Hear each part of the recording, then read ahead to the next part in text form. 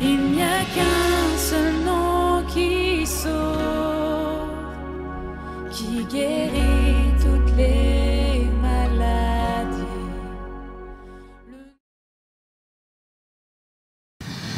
Peuple de Dieu, chers internautes, je vous salue dans le précieux nom de notre Seigneur et Sauveur Jésus-Christ. Aujourd'hui, je vais être en mode d'enseignement. Cela veut donc dire que je vais enseigner sur quelques versets concernant la guérison divine.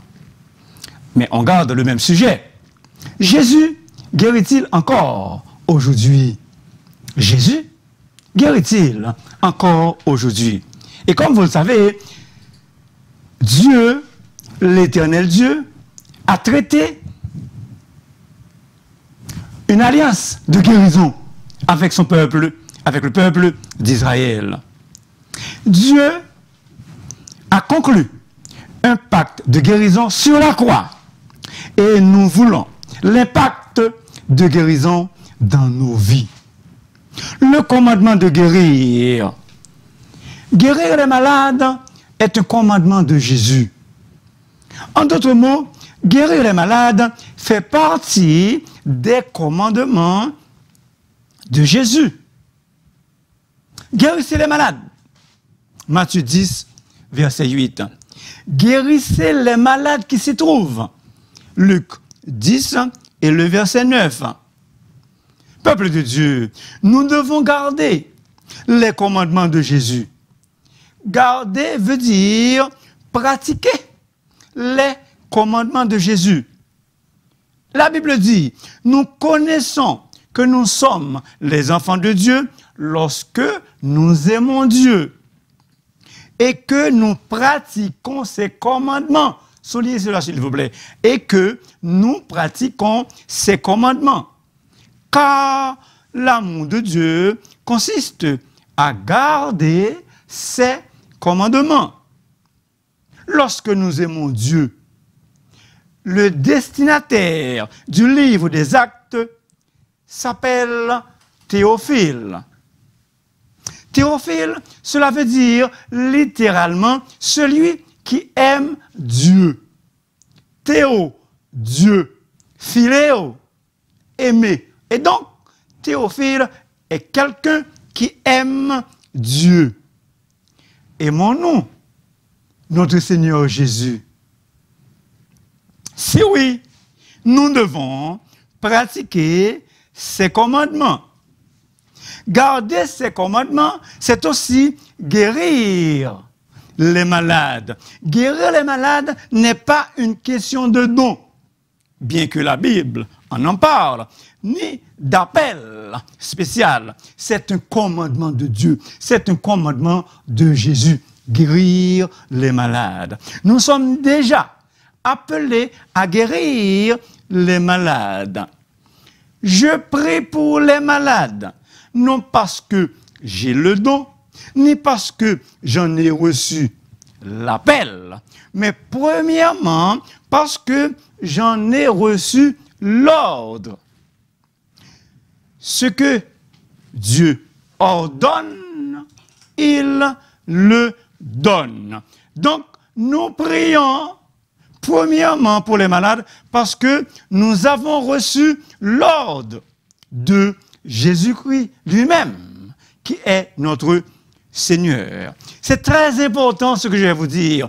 Le chrétien qui s'est soumis à Dieu seul et sa parole n'a rien à craindre des démons. Le chrétien qui s'est soumis à Dieu seul et à sa parole n'a rien à craindre des démons. Nous n'avons pas besoin de père loup-garou. La Bible dit, soumettez-vous donc à Dieu, résistez au diable et il fuira loin de vous. Soumettez-vous donc à Dieu, résistez au diable et il fuira loin de vous. Jésus nous a donné force, pouvoir et autorité de chasser les démons. Jésus-Christ qui est en nous est plus fort que celui qui est dans le monde. Jésus-Christ qui est en nous est plus fort que celui qui est dans le monde. Maintenant, les obstacles à la guérison divine. Les obstacles à la guérison divine. Premier obstacle, l'ignorance des promesses de la Bible. Mon peuple est détruit parce qu'il lui manque la connaissance. Faute de connaissance, le peuple de Dieu périt. Faute de connaissance, le peuple de Dieu meurt. Il ne jouit pas pleinement les promesses de Dieu. Il ne bénéficie pas entièrement les bienfaits du sacrifice de Jésus sur la croix. Le peuple de Dieu ne bénéficie pas entièrement les bienfaits du sacrifice de Jésus à cause du manque de connaissance. Ils ont l'intelligence endurcie. Ils ont l'intelligence endurcie. Ils sont étrangers à la vie de Dieu à cause de l'ignorance qui est en eux, à cause de l'endurcissement de leur cœur. Pour l'apôtre Paul, l'ignorance et l'endurcissement de cœur sont des raisons principales pour lesquelles tant de gens restent encore et encore étrangers à la vie de Dieu. Autrement dit, beaucoup de gens restent encore et encore étrangers à la guérison divine. Pourquoi? À cause de l'ignorance et l'endurcissement de leur cœur. Deuxième obstacle, l'incrédulité aux promesses. Car cette bonne nouvelle, l'évangile, nous a été annoncée aussi bien qu'à eux. Mais la parole qui leur fut annoncée ne leur servit de rien. Pourquoi? La Bible répond, parce qu'elle ne trouve pas de la foi chez ceux qui l'écoutent.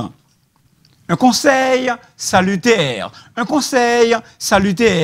si vous êtes malade et que votre foi est faible, si vous êtes malade et que votre foi est fragile, fuyez la compagnie des incrédules.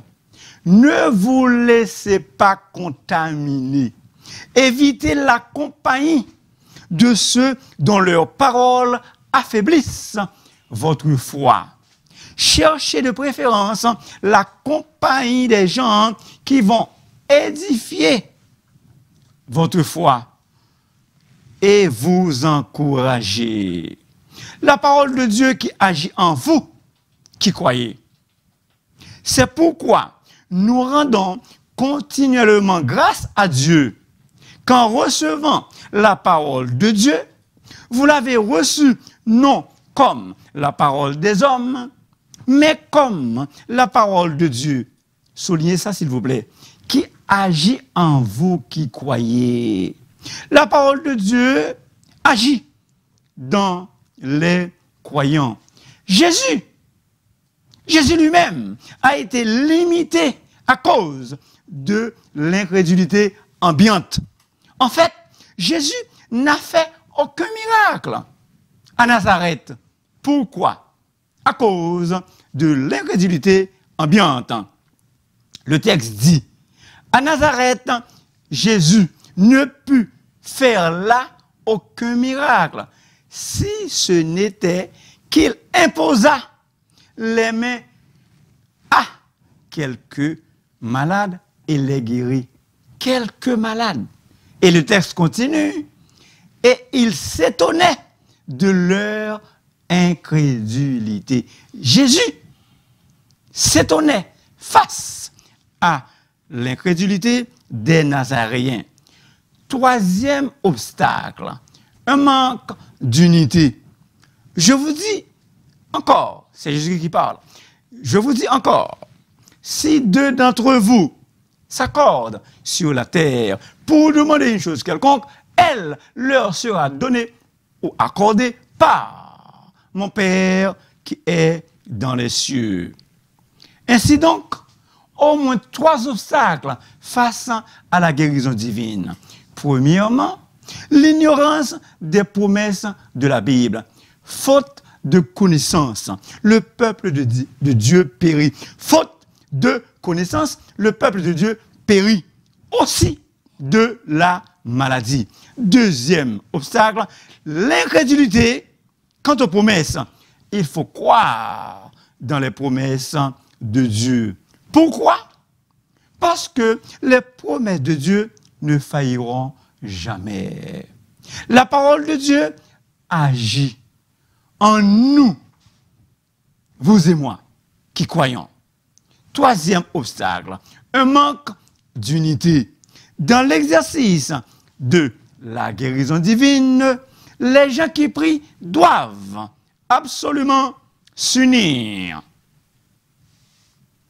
Imposer les mains aux malades. Marc 16 et le verset 18. Voici les miracles qui accompagneront ceux qui auront cru. En mon nom, ils imposeront les mains aux malades et les malades seront guéris. La promesse est pour tous ceux qui croient. Elle n'est pas pour une élite, pas pour une catégorie, ni pour ceux qui ont reçu le don de guérison, mais pour tous ceux qui croient. Ce n'est pas Pasteur Lionel qui le dit, c'est la Bible, c'est la Bible. On impose les mains pour imposer la guérison. Je reprends, on impose les mains sur le malade pour imposer la guérison. Un mot d'ordre. Devant un malade, on ne laisse pas les mains dans les poches. Devant un malade, on ne laisse pas ses mains dans ses poches, mais on les dépose pour imposer la guérison. On dépose les mains, on impose les mains pour imposer la guérison. Les promesses sont pour nous aujourd'hui. Apprenons-nous à nous les approprier. Je suis l'Éternel qui te guérit. Le pronom personnel « te » est très important. Il permet à chacun de s'approprier la guérison divine. L'Éternel éloignera de toi toute maladie. L'Éternel éloignera de toi toute maladie. Très important ce que je vais vous dire. Il n'y a pas de temps des miracles, mais il y a un Dieu des miracles. Il n'y a pas de temps des miracles, mais il y a un temps, il y a un Dieu des miracles. Et ce Dieu ne change jamais. Je suis l'Éternel. Je ne change pas. Et donc, quand il est au milieu de nous, il y a toujours et toujours des miracles. Voici, la Vierge sera enceinte. Elle enfantera un fils et on lui donnera le nom d'Emmanuel, ce qui signifie Dieu avec nous. Emmanuel, en hébreu, c'est Immanou, avec nous. Elle, Dieu. Et donc, en français, Dieu est avec nous. Jésus lui-même a déclaré en Palestine, « Voici, je suis avec vous tous les jours jusqu'à la fin du monde. » Si Jésus est avec nous, s'il est au milieu de nous, des miracles peuvent s'accomplir. Est-ce que vous êtes là? Est-ce que vous êtes avec moi? Vous et moi, nous n'accomplissons aucun miracle. Nous ne guérissons personne. Nous ne sommes pas des guérisseur. C'est Jésus-Christ qui opère ces choses. Nous n'accomplissons aucun miracle.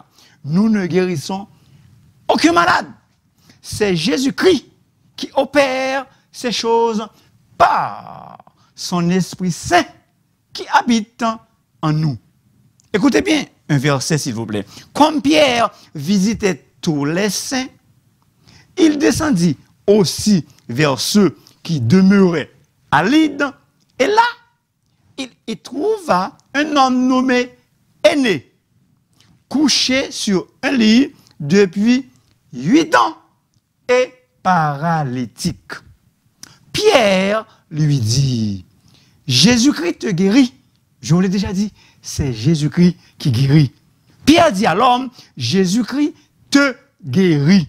Lève-toi et arrange ton lit. Et aussitôt, il se leva. Bref, nous ne sommes pas des guérisseurs. C'est Jésus-Christ qui est le guérisseur par excellence.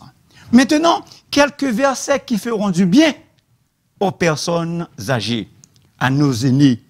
Que ta force, que ta santé dure autant que tes jours. Moïse était âgé de 120 ans lorsqu'il mourut. Sa vue n'était point affaiblie et sa vigueur n'était point passée. Ce sont des vœux,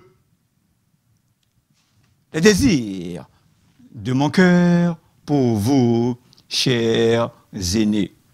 Maintenant, jeûne et prière. Le jeûne thérapeutique. Hippocrate, le père de la médecine, 460-337 avant Jésus-Christ, avait, semble-t-il, déjà prescrit une abstinence complète de nourriture quand une maladie était dans sa phase ascendante, spécialement pendant la période critique, et avait prescrit aussi une diète dans d'autres occasions.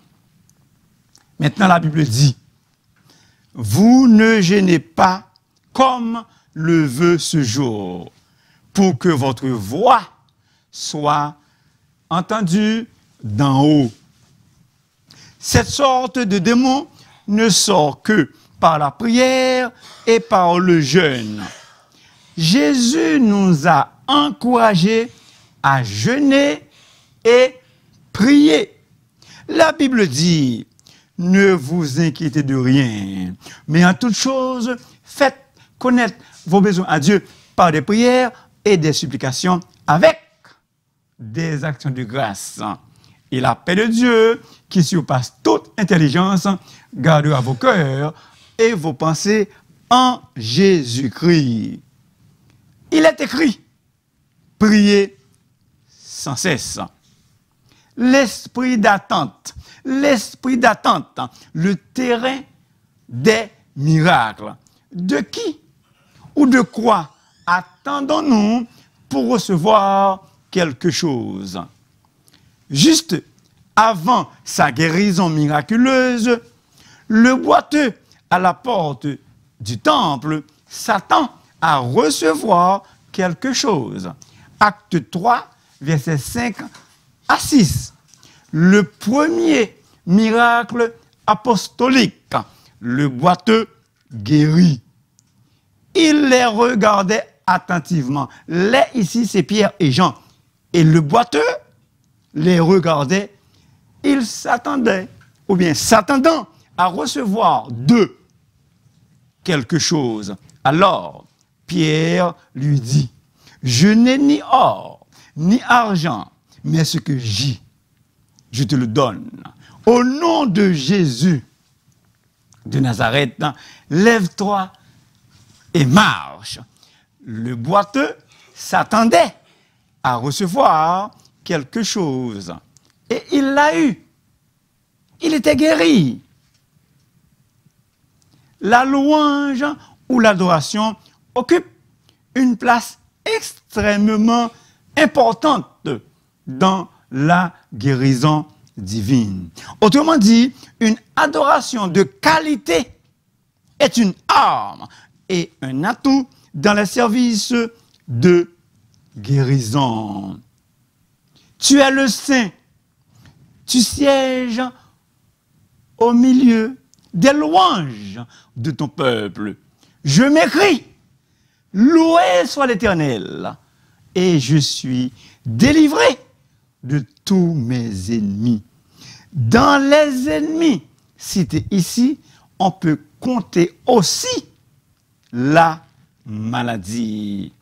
Il envoie sa parole et les guérit.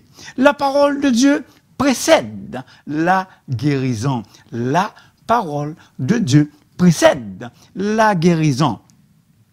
Une parole d'autorité. Il faut ordonner, il faut exiger, il faut commander aux esprits impurs. Il faut commander aux esprits impurs de sortir de la personne dont ils habitent avec l'autorité que Jésus nous a investie. Il, Jésus, commande avec autorité et puissance aux esprits impurs et ils sortent. Jésus nous a légué cette autorité. Jésus, ayant assemblé ces 12, leur donna force et pouvoir sur tous les démons avec la puissance et guérir toute malade et toutes infirmités. Exousian, pouvoir, autorité. Pouvoir et autorité. Pouvoir ou autorité. Exousian. C'est Jésus qui est le guérisseur par excellence. Jésus est le grand médecin. Si nous l'acceptons comme notre Seigneur et Sauveur, il nous donnera la vie éternelle et nous guérira de toutes nos maladies à cause de sa grâce. Veux-tu prier avec moi pour recevoir Jésus dans ta vie comme ton Sauveur et Seigneur? Veux-tu prier avec moi? Veux-tu répéter avec moi cette prière? Seigneur Jésus, jusqu'aujourd'hui, c'est moi qui contrôle, qui dirige ma vie. Aujourd'hui même, Seigneur Jésus, je te demande de venir dans mon cœur et je veux t'accepter comme mon Seigneur et Sauveur personnel. Oui, Seigneur Jésus, je te donne aujourd'hui même toute ma vie. Je t'accepte comme mon Seigneur et Sauveur personnel. Sois dès aujourd'hui, désormais, mon Sauveur et mon Seigneur. Merci Jésus. Merci Jésus. Amen.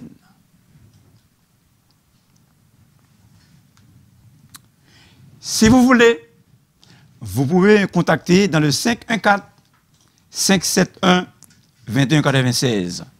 Merci beaucoup. Merci infiniment de m'avoir écouté.